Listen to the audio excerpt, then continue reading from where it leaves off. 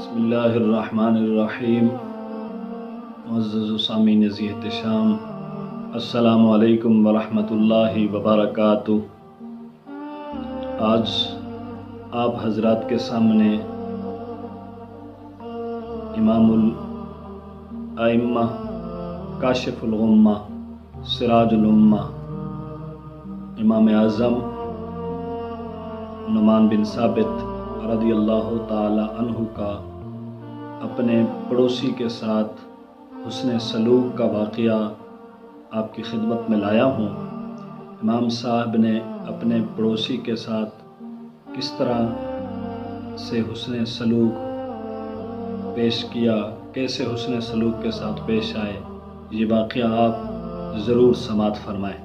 معزز سامعین ذی احتشام، امام اعظم سیدنا امام اعظم رضی اللہ تعالی عنہ کے پڑوس میں ایک موچی رہتا تھا جو دن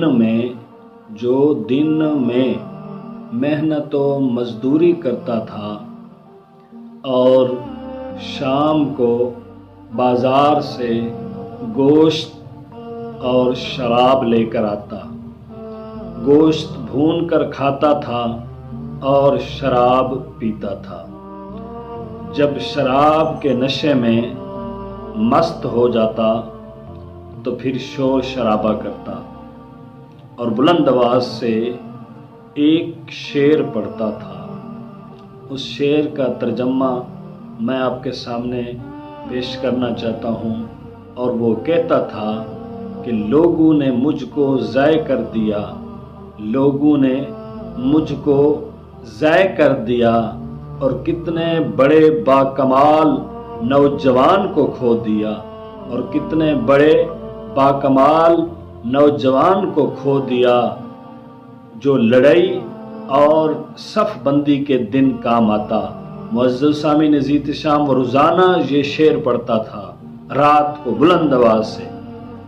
تو امام اعظم رضی اللہ تعالی عنہ روزانہ اس کی آواز سنا کرتے تھے اور خود تمام عبادت میں مشغول رہتے تھے، اور تمام رات عبادت میں مشغول رہتے تھے، یعنی کہ تمام رات کو آپ عبادت میں مشغول رہتے تھے۔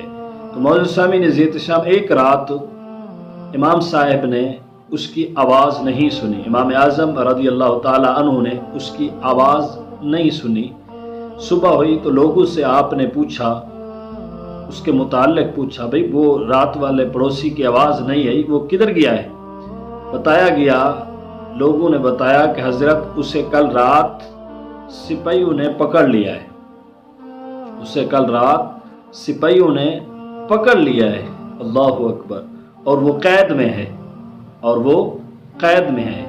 امام اعظم رضی اللہ تعالی عنہ نے نماز فجر کے بعد، معزز سامعین ذی احتشام، امام صاحب نماز فجر کے بعد گورنر کے پاس پہنچے۔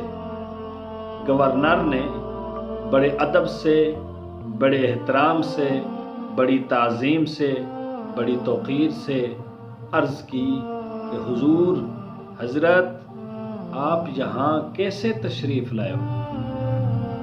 آپ یہاں کیسے تشریف لائے ہو؟ تو آپ نے فرمایا، امام صاحب نے فرمایا، امام اعظم رضی اللہ تعالی عنہ نے فرمایا کہ میرے پڑوسی کو کل رات آپ کے سپاہیوں نے پکڑ لیا ہے، میں اسی لیے حاضر ہوا ہوں، لہٰذا اس میرے پڑوسی کو چھوڑ دیجیے۔ گورنر نے حکم دیا، وہ قیدی اور اس کے ساتھ کے تمام قیدی چھوڑ دیے جائیں۔